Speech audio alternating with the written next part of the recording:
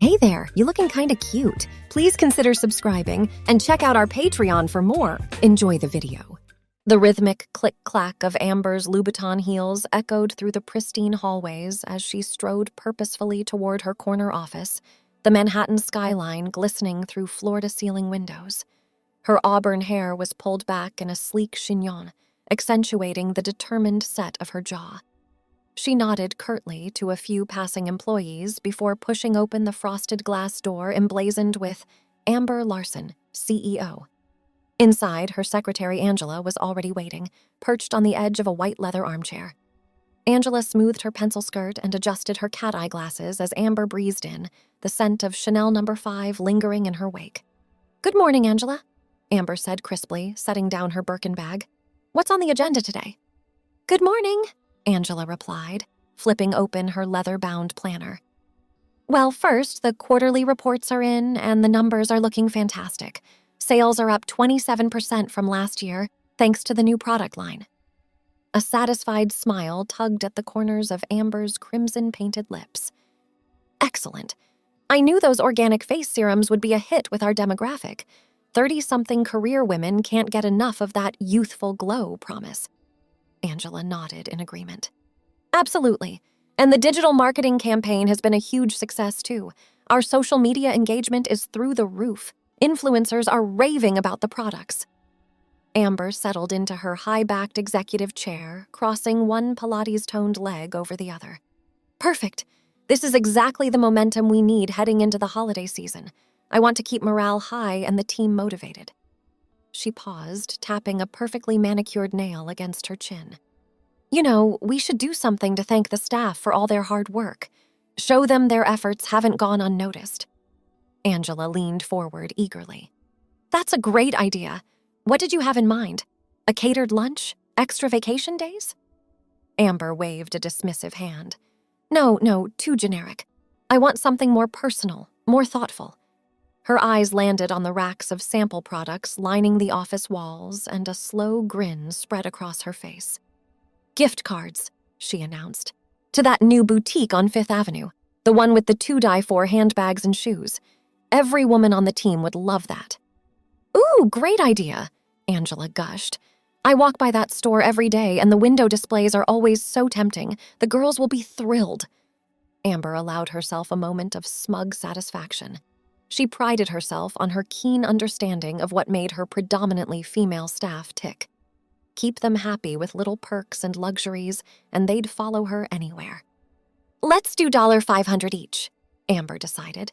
"A nice round number, and more than enough to snag a fabulous new piece for their wardrobes." "Consider it done," Angela said, making a note. "I'll get the gift cards ordered today." She hesitated for a brief moment. Although, what about Thomas? In sales? He might be the only man on the team? Amber frowned slightly. Thomas. She always forgot about him, the sole male outlier in her company of driven, stylish women. He was a recent hire, brought on to help manage some key accounts, but he hadn't quite seemed to find his footing yet.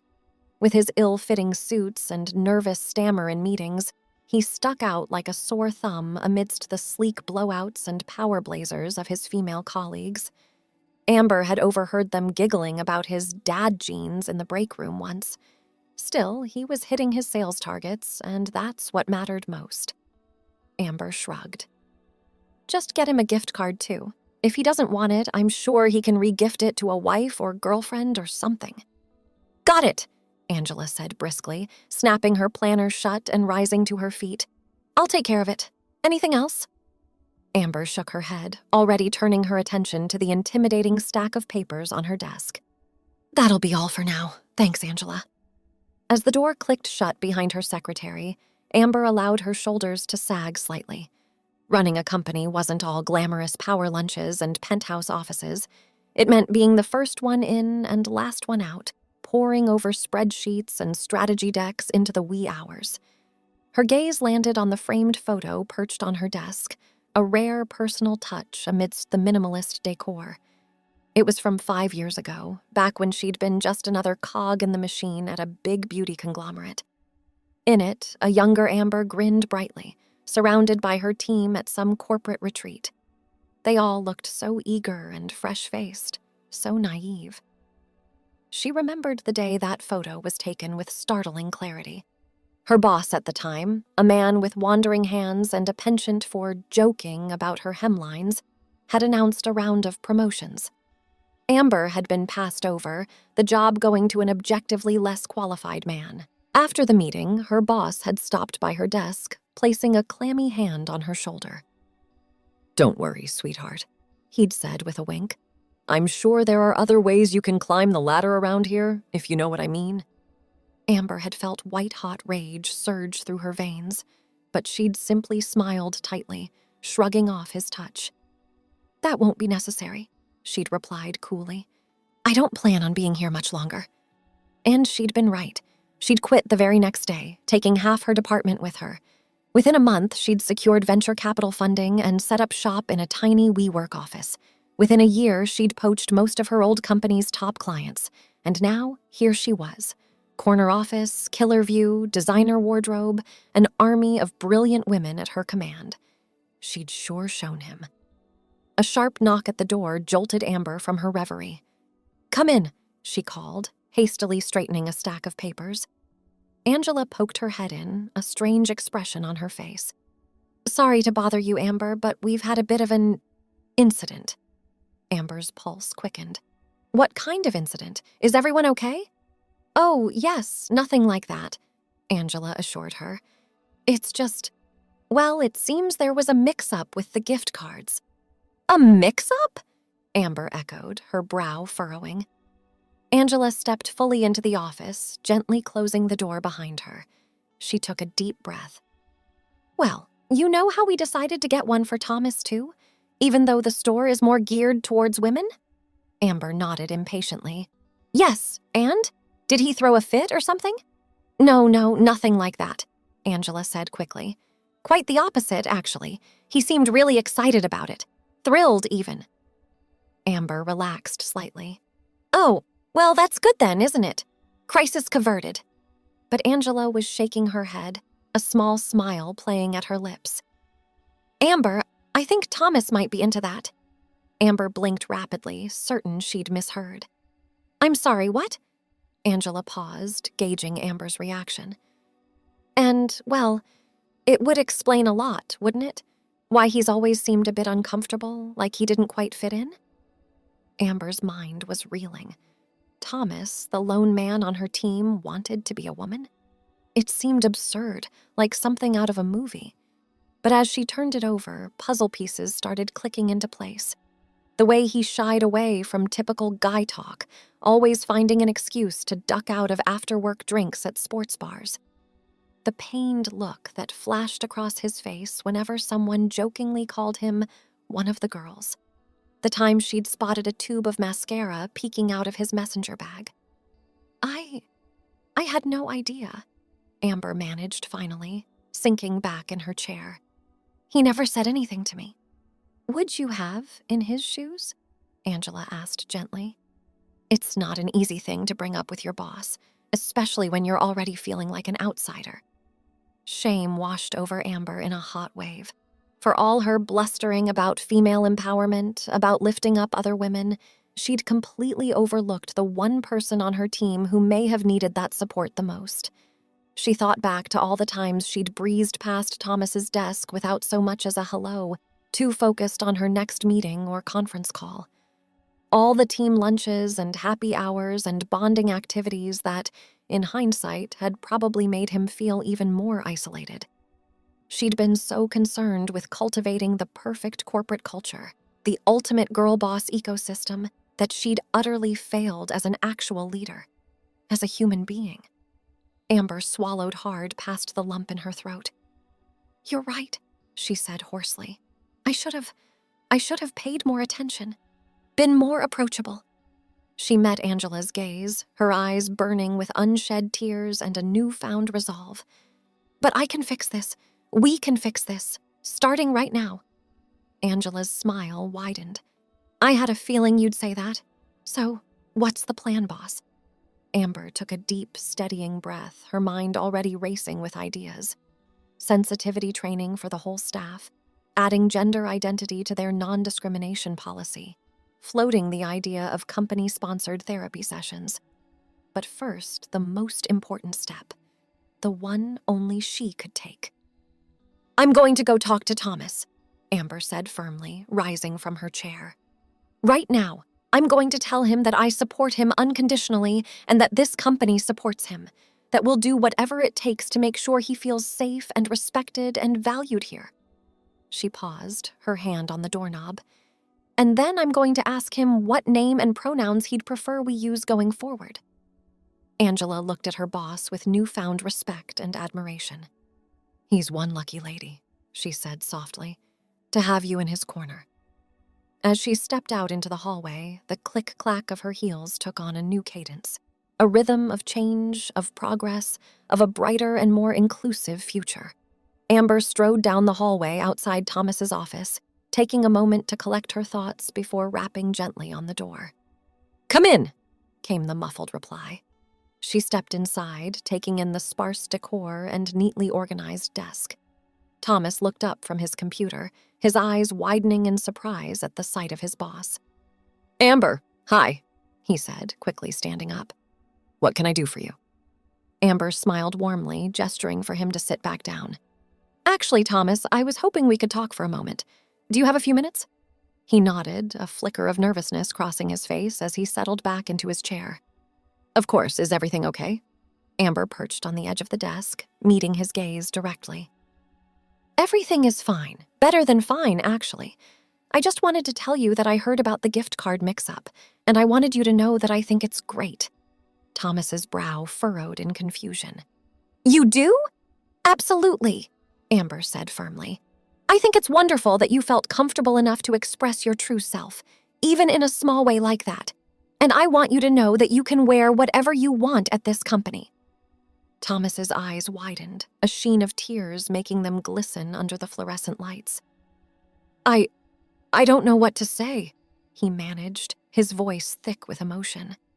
"I never thought I could be open about this at work. I was so afraid of losing my job." Amber reached out, placing a comforting hand on his shoulder.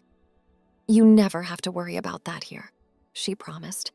She paused, choosing her next words carefully. "If you don't mind me asking, is there a different name or pronouns you'd prefer we use for you going forward? I want to make sure we're respecting your wishes." A tentative smile spread across Thomas's face.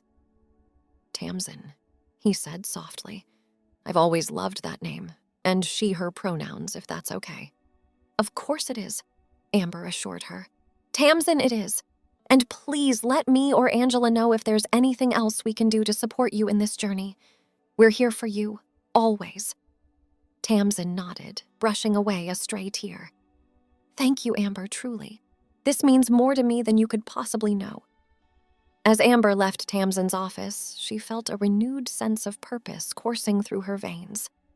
This was what real leadership looked like. Not just shattering glass ceilings, but dismantling the very foundations of oppression and discrimination. She made a mental note to call an all-staff meeting first thing Monday morning. They had a lot of work to do. The weekend passed in a blur of policy drafting and PowerPoint presentations. By the time Amber strode into the conference room Monday morning, she was armed with a comprehensive plan and an unshakable resolve. She looked out at the sea of faces, some curious, some confused, all attentive.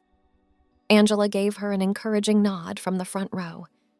"Good morning, everyone," Amber began, her voice ringing out clear and strong. "I've called you all here today because we need to have an important conversation. It's come to my attention that we haven't been as inclusive as we should be." A murmur rippled through the room, but Amber pressed on. "Effective immediately, we're updating our non-discrimination policy to explicitly include protections for crossdressers and transgender individuals." She paused, letting the weight of her words sink in. "Furthermore, I want to take a moment to reintroduce a valued member of our team. Most of you know her as Thomas, but going forward, she'd like to be known as Tamsin." All eyes swiveled to Tamsin, who shifted self-consciously in her seat. But as the moment stretched on, something incredible happened. Sarah from accounting was the first to break the silence. "Oh, Tamsin, I love that name," she gushed. It suits you perfectly." "Agreed," chimed in Jada from marketing. "And hey, if you ever want to borrow some of my dresses, just say the word.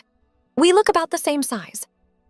As the meeting wrapped up and employees filtered back to their desks, Amber caught Tamsin's eye across the room.